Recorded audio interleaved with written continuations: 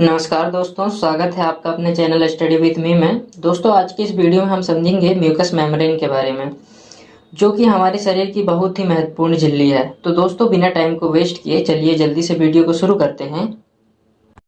जी हाँ दोस्तों, अब हम म्यूकस मेम्ब्रेन को दिए गए 3 बिंदुओं के आधार पर समझेंगे, जिसमें पहला है दोस्तों इंट्रोडक्शन ऑफ म्यूकस मेम्ब्रेन, और दूसरा फंक्शन ऑफ म्यूकस मेम्ब्रेन, और तीसरा type of mucous membrane. Introduction of mucous membrane. तो चलिए इंट्रोडक्शन को पढ़ते हैं। म्यूकस मेम्ब्रेन को हिंदी में श्लेष्मा झिल्ली भी कहते हैं। ये हमारे शरीर के आंतरिक अंगों को घेरे रहती है, सभी कैविटीज की सबसे ऊपरी परत होती है। और म्यूकस मेम्ब्रेन बहुत सारी एपिथेलियल सेल्स यानी उपकला कोशिकाओं से बनी होती है। म्यूकस मेम्ब्रेन जिसे म्यूकोसा के रूप में भी जाना जाता है। म्यूकस एक प्रकार का गाढ़ा तरल पदार्थ होता है जिसे बलगम भी कहते हैं। तो दोस्तों, हमने पढ़ा कि म्यूकस मेम्ब्रेन जो होती है हमारे शरीर के आंतरिक अंगों को घेरे रहती है।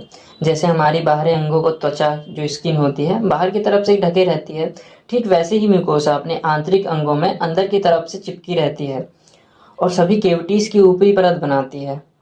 और दोस्तों, म्यूकस मेम्ब्रेन बहुत सारी एपिथेलियल टिश्यूज से या एपिथेलियल सेल्स जो होती हैं उससे मिलकर बनी होती है।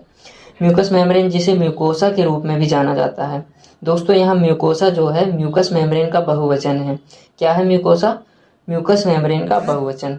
यह एक प्रकार का गाढ़ा तरल पदार्थ होता है जिसे बलगम भी कहते हैं। दोस्तों, आपने अक्सर नोटिस किया होगा जब किसी को सर्दी जुकाम हो जाती है तो नाक और मुंह से तरल पदार्थ निकलता है या फिर बलगम निकलता है। दोस्तों, वही म्यूकोसा है। उम्मीद है दोस्तों आपको म्यूकस मेम्ब्रेन का इंट्रोडक्शन समझ आ गया होगा। अब हम समझते हैं फंक्शन ऑफ म्यूकस मेम्ब्रेन यानी म्यूकस मेम्ब्रेन के कार्यों के बारे में। तो दोस्तों, म्यूकस मेम्ब्रेन हमारे शरीर के अंदर होने वाली गंदगी से बचाता है, क्योंकि हम हमारे शरीर को बाहरी गंदगी से तो बचा लेते हैं अपने हाथों से साबुन शैम्पू लगा के, लेकिन शरीर के अंदर कैसे साफ करेंगे? तो अंदर को साफ कौन रखता है? Mucous membrane. शरीर को वायरस और बैक्टीरिया से संक्रमित होने से बचाता है, शरीर के ऊतकों में नमी बनाए रखता है, आंतरिक अंगों को आपस में घर्षण से बचाता है और उनके बीच चिकनाहट बनाए रखता है। दोस्तों, हमारे आंतरिक जो अंग हैं अंदर वाले, वो एक दूसरे के बहुत पास पास से चिपके हुए हैं। जब हम चलते फिरते हैं तो आपस में घर्षण हो सकता है, तो उससे कौन बचाता है म्यूकस मेम्ब्रेन, और उनके बीच चिकनाहट भी बनाए रखता है। उम्मीद है दोस्तों आपको म्यूकस मेम्ब्रेन के फंक्शन समझ आ गए होंगे। अब हम समझेंगे दोस्तों types of mucosa with location. Mucosa कितने प्रकार की होती है और कहाँ कहाँ होती है? मुख्य रूप से म्यूकोसा दोस्तों 6 प्रकार की होती है। पहली ओरल म्यूकोसा, जो हमारे शरीर में माउथ में होती है। अगर किसी को ओरल म्यूकोसा की डिसीज होती है तो उसके मुंह में दर्दनाक छाले या फिर घाव बनने लगते हैं। अगली है रेस्पिरेटरी म्यूकोसा। ये जो होती है दोस्तों नोज, ट्रेकिया और लंग्स यानी रेस्पिरेटरी सिस्टम में जो जितने ऑर्गन आते हैं सभी में यही म्यूकोसा होती है।